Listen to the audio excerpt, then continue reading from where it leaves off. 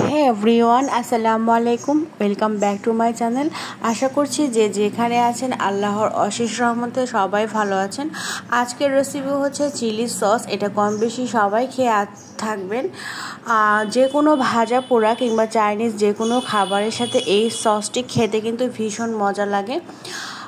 আর এই রেসিপিটি তৈরি করে নেওয়ার জন্য প্রথমেই আমি একটা ফ্রাই প্যানে 3 কাপ মতো নর্মাল পানি নিয়ে নিয়েছি। তারপরে দিয়ে দিয়েছি এখানে হাফ চা চামচ মতন চিলি ফ্লেক্স। তবে চিলি ফ্লেক্স না থাকলে আপনারা শুকনো মরিচের গুঁড়া দিয়ে দিবেন। তারপর একটা টমেটো আমি সিদ্ধ করে ব্লেন্ড করে নিয়েছি, সেটা দিয়ে দিয়েছি। তবে টমেটোর পরিবর্তে টমেটো সস ব্যবহার করতে পারবেন। এখানে 1.5 টেবিল চামচ মতন টমেটো সস ব্যবহার করবেন। তারপরে দিয়ে দিয়েছি আমি রেড ফুড কালার, এটা জাস্ট কালারের জন্য, তবে না দিলেও চলবে।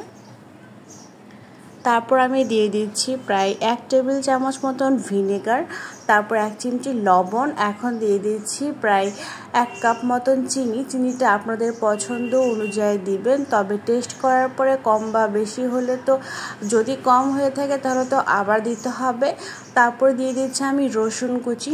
এখানে আমি প্রায় 7-8টা মতন রসুন এর কোয়া খুব ভালো করে থেতো করে তারপর ইউজ করেছি। এখন যেটা করতে হবে, এটা সেদ্ধ করে নিতে হবে এই সসটার জন্য।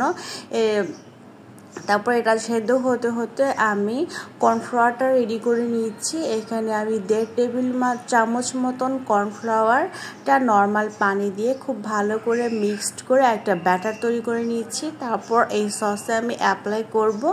এখন এটা সেদ্ধ হতে হতে আমি কর্নফ্লাওয়ারটা দিব এবং অনবরত নাড়তে থাকবো যাতে দলা পাকিয়ে না যায়। এই সসটা যে কোনো খাবারের সাথে আপনারা খেতে পারবেন, তবে ভাজাভুজির সাথে এই সসটা খেতে বেশি ভালো লাগে। আর বাসায় তৈরি করে নেওয়া একদমই সহজ এবং কম খরচে তৈরি করে নিতে পারবেন মাত্র 5 থেকে 6 মিনিটেই। আর উপকরণগুলো তো দেখেই নিলেন। সসটা একদমই রেডি হয়ে গেছে।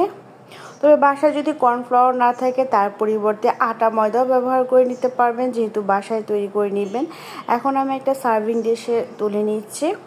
বাসায় কিন্তু এই সসটা একবার হলেও ট্রাই করে দেখতে পারবেন, খেতে কিন্তু অসাধারণ লাগে, কোনো অংশেই কম না।